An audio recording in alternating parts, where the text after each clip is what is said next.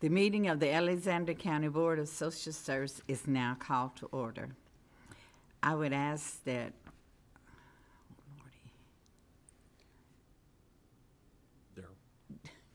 Darrell Robertson lead us in invocation, please.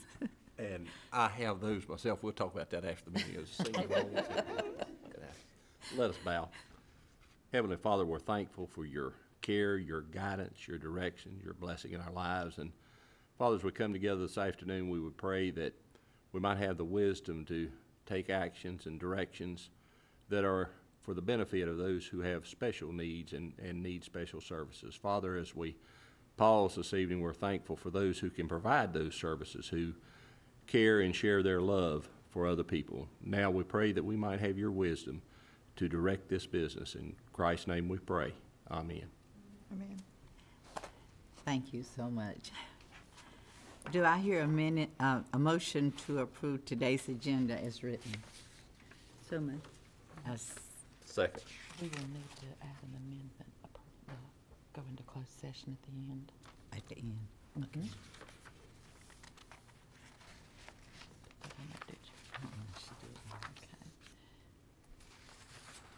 So that goes on with today's. Yes.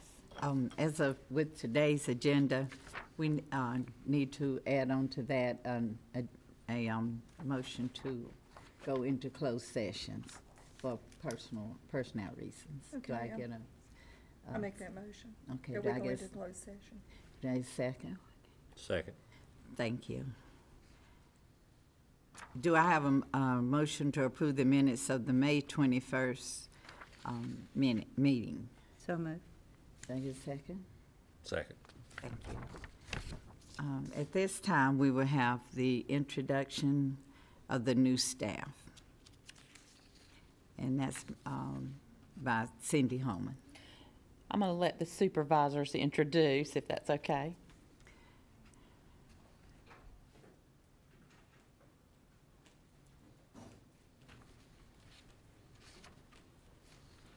Good afternoon. Afternoon. I'm Carrie Head, one of the supervisors in Child Protective Services, and I'm introducing Sarah Wise. She's a recent Appalachian graduate of the social work program, and she is starting doing investigations and assessments, and she has just caught right on and started working and asking a lot of questions and just jumping in there, so we're happy to have her. Thank you. We're Welcome glad to to have Alexander you. County. Yes. Hi. Welcome. Yeah, I met her at a meeting. Next, we'll have recognition of retiree by Cindy Holman. If I could ask Phil to come up, if he'd be willing to do that. I can walk that for you. Next month I'll be done. I'm gonna tell you a little bit about Phil and his retirement, and then he can say anything you'd like to. This is Phil Bollman. Phil has worked for Alexander County since July the 16th of 1979. He started with the Department of Social Services working in child support enforcement, moving into a more specified child support role of the non-custodial parent employment program case manager. Wow, what a name. From 2000 to 2003. Then into the Work First unit as the Human Resource Placement Specialist from 2003 until today. Phil has worked these last 9 years with Work First clients and employers, developing work experience sites and matching Work First clients who needed employment with those sites. He has been instrumental in setting up GED classes, helping clients to explore and record their work histories, and also helping them to think about what they would like to do in the future and help them develop a plan for achieving that goal. Phil was absolutely awesome this past year as the facilitator of the Job Boost program. He recruited 7 employers who hired 15 unemployed persons from our community, and that resulted in 9 of those persons getting hired full-time after the program ended, and we were really proud of our program this year. Phil has assisted the department over the years by co-writing nominations for the following awards that were received for the agency. In October of 2005, the North Carolina Association of County Directors Best Practice Award Empowering Clients to Self-Sufficiency for It Takes a Village was the name of the project. In October of 2006, he helped to co-write the nomination for the Directors Association Best Practice Award Profiles in Community Collaboration for Keep the Home Fires Burning. And in October of 2007, it's kind of an epidemic, wasn't it? He co-wrote the Best Practice Award Cost Savings Measures and or improvements in efficiency for a program called Required Eligibility Assessment Document. Phil always has a smile for his coworkers and the managers and attempts whatever is asked of him with willingness and great effort. He genuinely cares for the staff of the agency and will be miserably missed by all. So I would like to give Phil a big hand.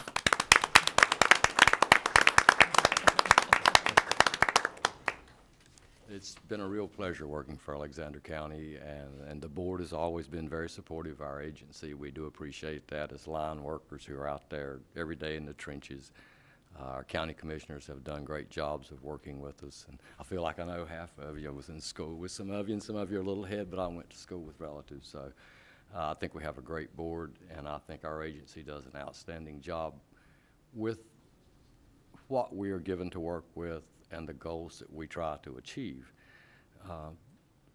The last several years during this economic downturn, which really is a depression, has been very difficult on our clients, and it's caused a lot of stress, especially with the lack of funding that the federal government doesn't have to give us the tools that we need, and one of them is money to accomplish the goals that we have.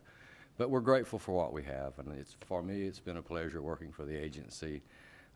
Luckily, I was allowed to continue as a part-time employee for 33 years, and that's why I look so young. But it has been a real pleasure, and I thank y'all for the opportunity to work for the county and for the people in it. And I hope things will continue better without me, but I'm sure they will not miss me that much. So, thank you all very much. Thank you.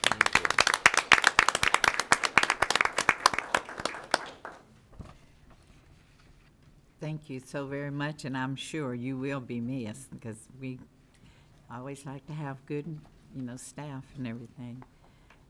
Next, we will have the financial reports by Sherry Deal.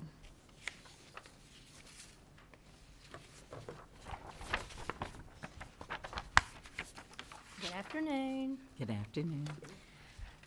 What you have in front of you today is the report for May expenditures and revenues. And we are closing in on the end of another fiscal year.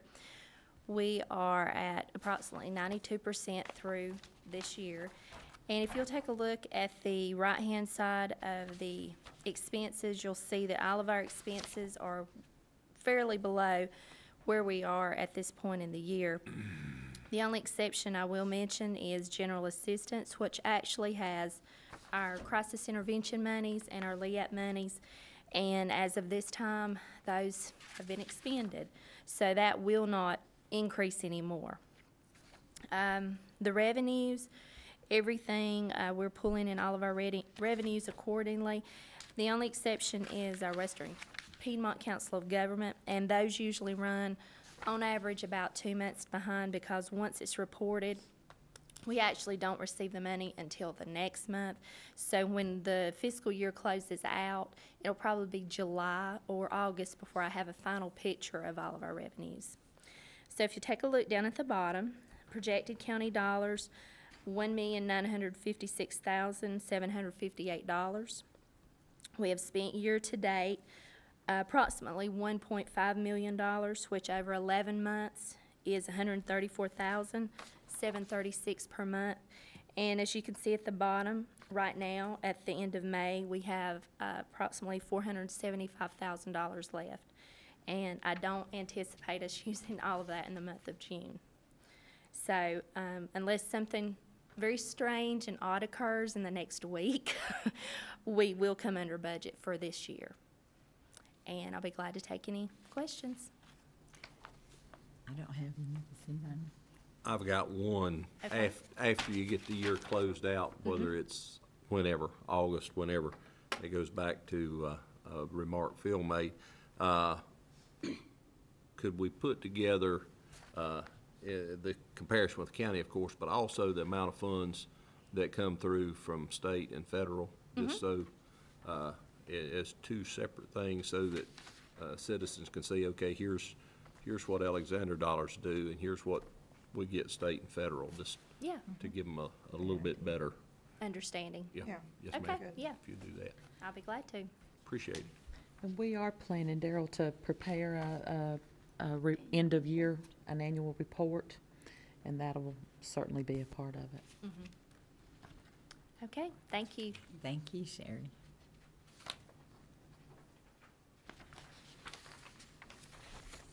Shelley Elder will now present our program for today. Back up and do statistical report.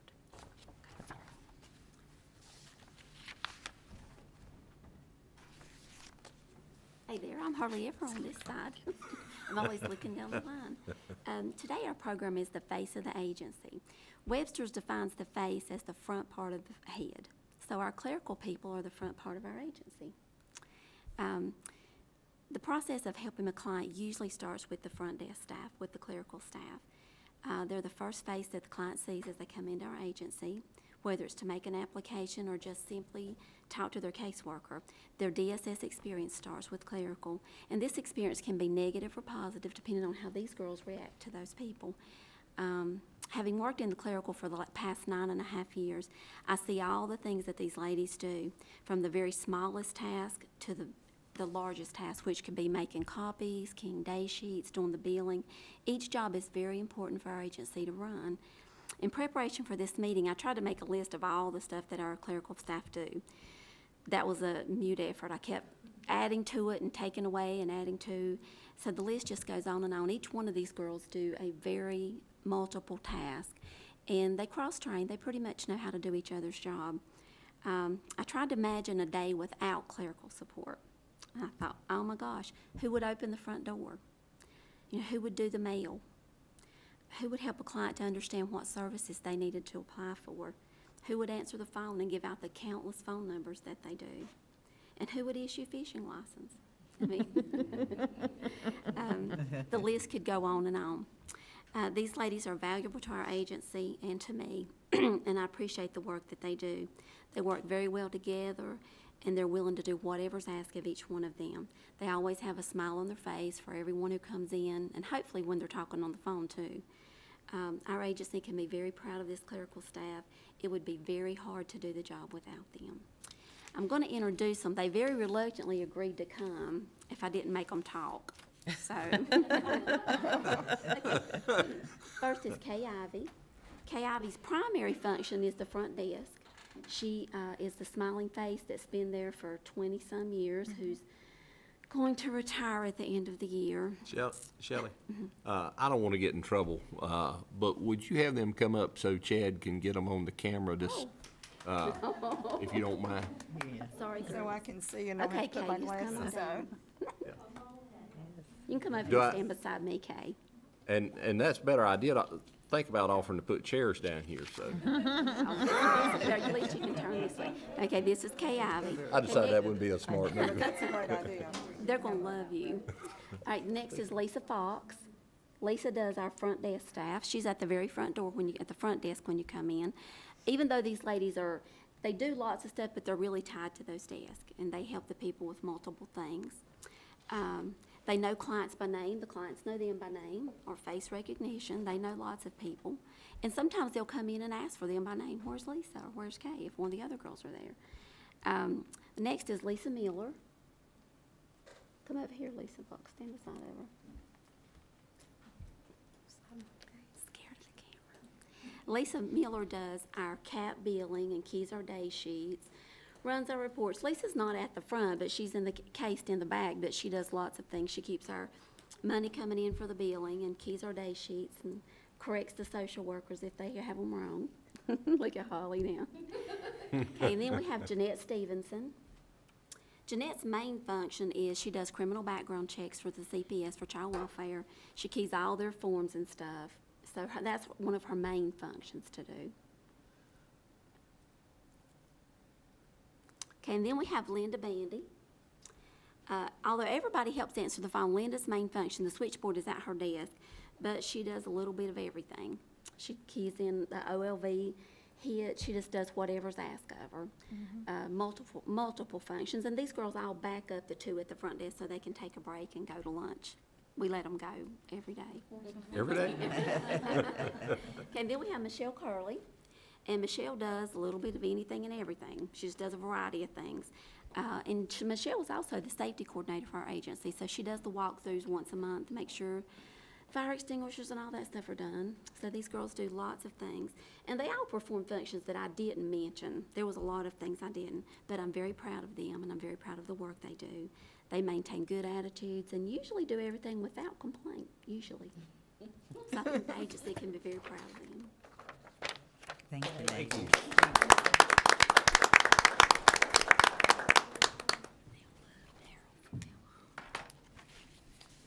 Next, we will have our financial report, but a statistical report highlights, and that's from DSS supervisors.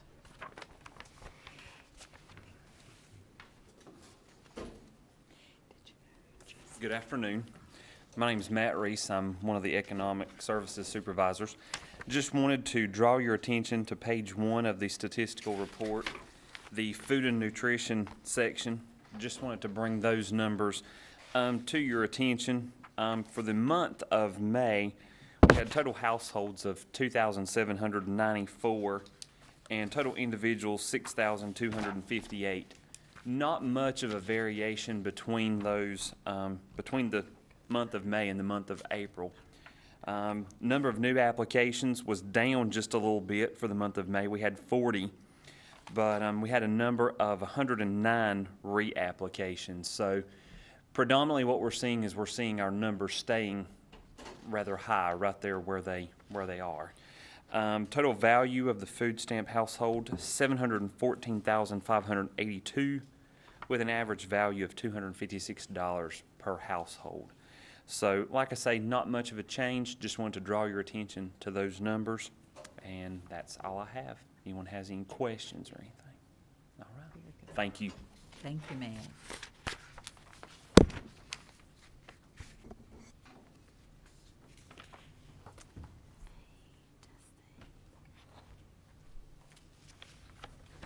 Good afternoon. I'm Holly Young, the Children's Services Program Manager. I just want to draw your attention to page 5 of the statistical report. Excuse me. As you can see, we accepted we took 81 reports in the month of May and accepted 51. We did 15 assists for other counties. We have 46 investigations open on the last day of the month of May and 40 in-home cases open on the last day of the month of May. We also had 3 children to enter DSS custody, but also had 3 children to exit DSS custody.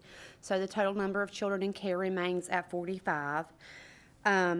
We also completed 2 adoptions in the month of May, which is always very exciting for us to be able to do and to report out to you, and for those families is a very special time. We continue to have 19 licensed foster homes. We are working on some recruitment efforts. However, that's been stymied a little bit with some staff turnover, which I know Cindy's probably going to address that in just a few minutes. You should also have a copy of a front and back page, the Child Protective Service Investigative and Family Assessments Report. And if you'll just flip over to the back side of that page, just priority-wise, just wanted to let you know that the majority of the reports we received in the month of May involved injurious environment. Secondly was substance abuse, cases involving substance abuse issues.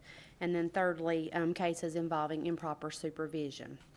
And we had 2 overlaps of cases that involved both domestic violence and substance abuse, and I will be happy to answer any questions that you might have. Thank you. Thank you.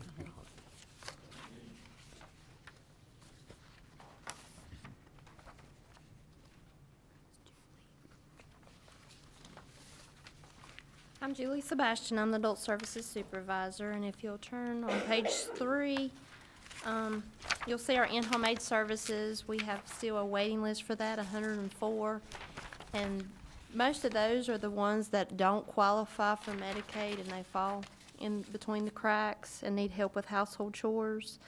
Also, our guardianships, for the month of May, we did receive 2 additional wards. That brought us our total to 4. And our cap numbers are up just a little, but we do have 94 slots allocated. So we're down on that, showing for the month of May 81.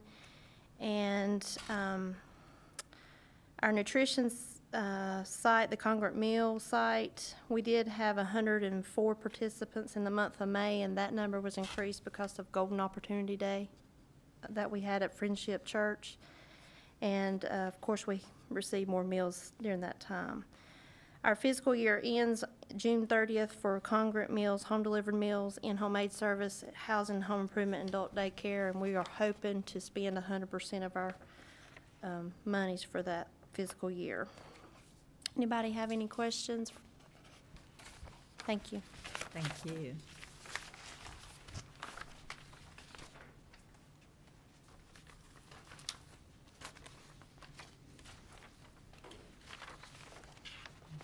If that's all the reports from the supervisors, I would like to thank the DSS board and for everyone for allowing me to go for training. I brought back some information which I will give out when we go into closed door session, but it was a great session. I did learn a lot, some little quirky things that found out that you no longer have to second a motion. I'm giving you some papers to show that. All of the DSS boards are not doing that, but they said it's up to us. This is Robert's Rules of Order, and it's the new way. And so, you know, we're a small county, and we'll do it our way. It's just, you know, how the state wants to throw stuff at us. So it was really a good training session, and like I said, I do have some homework for you here. So that, and it was a beautiful day, and they were real nice to us, and it was held in Hickory. So, and I thank you so much for allowing me to do that. Next, we will have items from the DSS Director, Cindy Holman. Thank you, Barbara.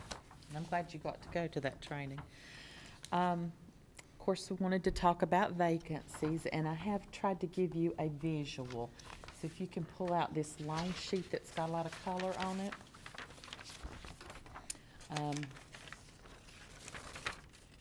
The tan blocks on your paper are the vacancies. And as you can see, we, at this very moment, we have 5 vacancies, and that's all in child welfare. This page is just about child welfare. We actually did fill our adult Medicaid position, have a new employee coming on board. Is she here? July 2nd.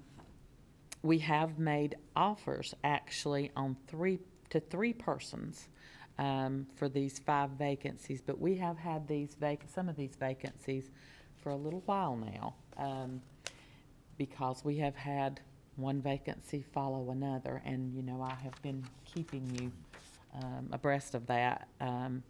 This is really concerning because this is 1/3 of our child welfare staff that's vacant right this moment. So as you can imagine, when you look back at the statistical sheet that Holly shared with you a minute ago, we haven't taken less reports. We don't have less children in foster care, and we don't have less in-home cases. So they are working very, very hard to keep us afloat and to be able to respond as we are legally mandated to do with the requirements in child protective services. was trying to think if, do you have any questions?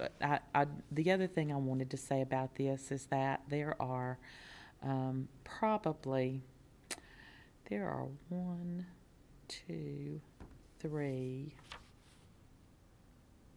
4. There are at least 4 of the folks in the blue blocks that are less than a year, some of them less than 6 months. If that puts things a little further into perspective, we have rolled over a large portion of Child Protective Services, and if you get the opportunity to give these managers a pat on the back, because they are working themselves just about to death. And we really do appreciate them. They've done a good job, and the good news is that we do have experienced managers. Holly's been with us a long time. Carrie's experienced, and we have promoted a new supervisor, Kristen Eichert, who's been with the agency, I believe, 8 years. Is it 8?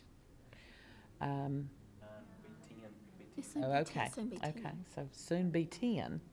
And then Heather Hunt is our other supervisor that we've introduced to you and promoted this last year. And I believe at the time we hired her, it was about right at 11 years. And both of those people have, tremendous amount of experience. Of course, it's bittersweet when we promote our good people to supervision. Then, of course, with so many new line staff, that's just another vacancy. But we are interviewing, do hope to have, like I say, we've made offers to 3 folks, and we're trying to fill them just as quickly as we can to give our staff some relief. Another matter that I wanted to mention to you today, and you do have a little sheet somewhere in your paperwork that shows the bids. Yes, it looks like this. Each year we do an RFP to the community for our nutrition program for the elderly. We accepted bids this year between May the 16th and June the 20th. We publicized through the newspaper and for provision of our meals to the congregate meal sites and the home delivered routes.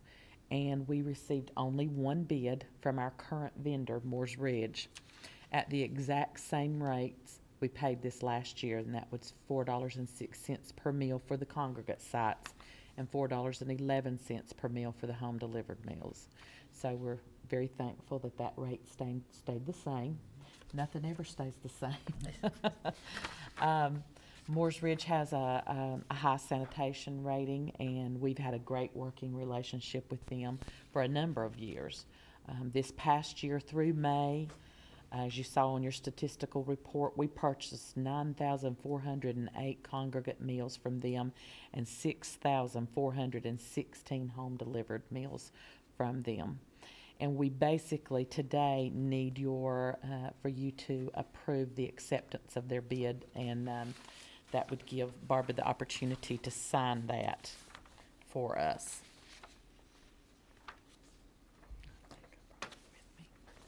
One question, were the bids, was it advertised? How do you? Newspaper. Okay, I'll make a motion, we accept the proposal from Moores Ridge as presented.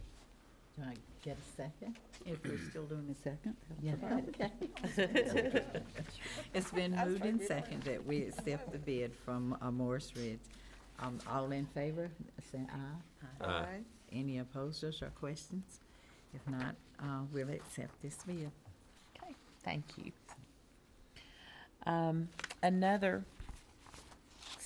Something else that I need signed today is, if possible, and I'm going to tell you about it, is the Ethical Transfer Alliance Pledge. And this is about the western part of North Carolina has engaged in a group that addresses the transfer of foster parent licenses from one agency to another. And we had lots of things going on in the past, and we have met directors, private agency, private providers to come together. And if you look through this, I think all of you have a copy of it, but it just talks about best practices, about each agency really at becoming a part of this alliance and taking on the responsibility to really talk with a family. If they're trying to transfer for their license from one agency to another, about what are the problems with their current agency, what things could be done to make it better, and having several meetings with a family before you would accept a transfer. Actually getting to know them and learning why, if they've transferred their license in the past. Some of this is for the protection of the agencies. Some of it, quite honestly, is, you know, there are times when our foster parents are not compensated at the same rate that a therapeutic foster parent is compensated, and for a reason. They take harder children with greater behaviors. There are reasons for that. However, it is real difficult for us when we train foster parents and they do a good job for us and then they transfer to a therapeutic agency.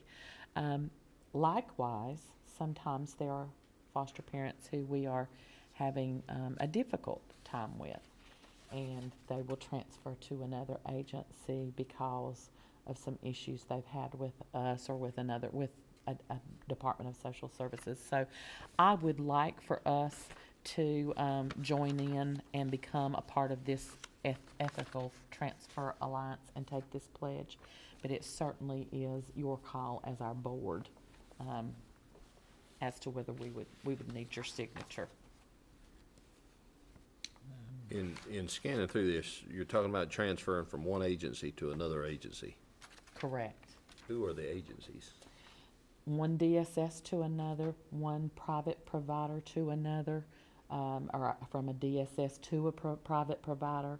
Just like I talked about our regular foster parents maybe going to a private provider and becoming a therapeutic foster parent, those kinds of things. It's any transfer of that license to another agency. The private provider has to be properly licensed.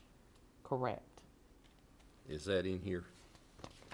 I mean, I didn't see it just scanning through it, but I think that needs, if it's not in here, it needs to be defined, because somebody will come along and want to provide service and they won't be properly licensed, and if the definition's in there, you throw them out right quick. We would not accept a transfer, nor would a private provider, unless they were licensed through Black Mountain, appropriately licensed. So we are talking about licensed foster parents. Okay. They would be licensed first, but then the transfer of that licensed foster parent is sometimes very difficult. There have been some recruitment even of our foster parents to go to the private providers, we have felt like. And what we decided to do, instead of bickering amongst ourselves, is meet together and talk about what kind of ethical decision would we need to make amongst ourselves, what kind of agreement would we need to make before we would transfer a license between the providers. And could you withhold that if you felt like you had some issues or something? But I mean, where do we stand in that? See, the receiver is really on the driving end of things. Okay. If someone comes to me and says, I want to transfer my license to you, I don't like Smith County DSS. Right. It's up to me as to whether I accept that license. We've been highly discouraged by the division to transfer between counties. But it still does happen. It's not against the law. It's against policy, but it's not against the law, and it still happens. And occasionally there's a real good reason. Right. And so you would have some authority in that respect to do that. That's right. Okay. This pledge would mean that us as a receiver of licenses, that we would be saying, we're not going to take a license from someone else without checking to see why is that person wanting to come to us? Why are we a better choice? Okay. And then the other people who sign this would also be agreeing to do the same thing. Okay.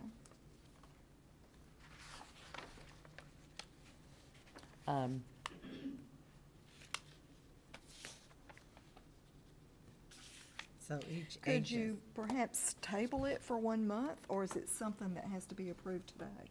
Oh, I don't think it's not an emergency. It's just something I would you know, like for us to participate Right. in because I do think it's a goodwill thing amongst the counties in the Okay. western end of the state and Okay. and with our providers. They were at the table with us when we were. All right. So doing you're this. So- recommending that we go on and do Yes, this? it's Okay. up to you. It Okay. certainly is not an emergency.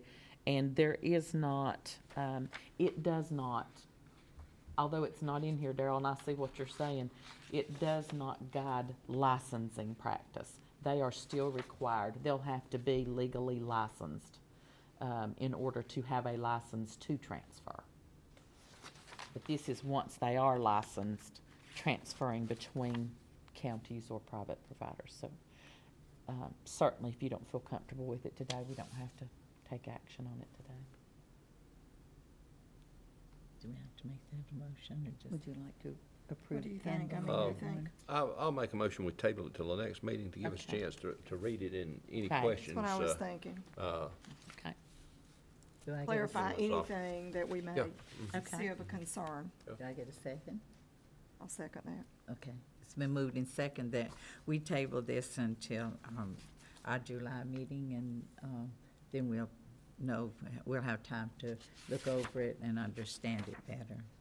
Of course, we know Cindy's doing a good job at this, but, you know, Exactly. we just want to look at it. Certainly, you don't want to vote on anything you don't Yeah. understand. Okay. It is my great displeasure to talk about the next matter. I did hear from Hazel today. Her term is expiring. She stepped into a spot that Gladys Hill Gladys Hill that was vacated in 2000. in 2010. And that term specifically is expiring, and she did let me know today that she felt, and I do understand, I told her I have to understand, but I don't have to like it very much. There you go. But she does feel, because of many obligations, that she feels like that she would not want to stay on the board for another term, and maybe not want to is not the right phrase, but that she feels like that she has other obligations that need her attention. And I certainly understand being over inundated with responsibilities. So we do need to think about, this is a board-appointed position. There have been you had some, if you certainly are willing to throw out ideas, and I think Hazel had one suggestion. And I'll be happy to share it with you. I would feel more comfortable in approaching the person first and Okay. discussing if that's Okay. fine with you. And I do likewise have a couple of folks, primarily from the school system, that are possibilities, have not approached them yet either. So we will need to vote the next time we come together to make that appointment. We do have to have that into the state by August the 3rd, I think it was. Well, and I do thank you for such a warm welcome to the board. It's been a wonderful experience. I've learned a great deal. The learning curve kept going. So I appreciate every single member and all the work of staff as well. It's been a joy to work with each and every one of you. Hazel's been so supportive. We really do hate to lose her. No, we do. So we'll take a look at that in between, and then I wanted to let you know that we had a daycare monitoring since the last time we were together. I don't believe we gave you anything on that. Trina Riddle actually was going to come and talk about that a little bit today. Compliance for, they certainly looked at it. They pulled daycare records, just spot checked us, pulled random records and went over them with a fine-tooth comb. And compliance is 95%, and we scored 98.6%. So, of course, they wanted to score 100%. They were not happy with that. But we certainly did meet the gate for the daycare audit, so we were really pleased with that. Trina's not here today because, even as we speak, there are folks at our agency monitoring us on Medicaid transportation provision and those files. So Trina is also involved in that process. I told Barbara today we can be born and be audited then. We know about that. Yes, we do. And I think that's everything I had prior to us going into closed session. Okay. Are there any other items from the board? Do anybody have any comments? Do we vote not to let Hazel go, or what do we do here? Yeah. I was- Hazel, would you mind serving until your replacement is named? I would consider that, surely. We got 3 more years.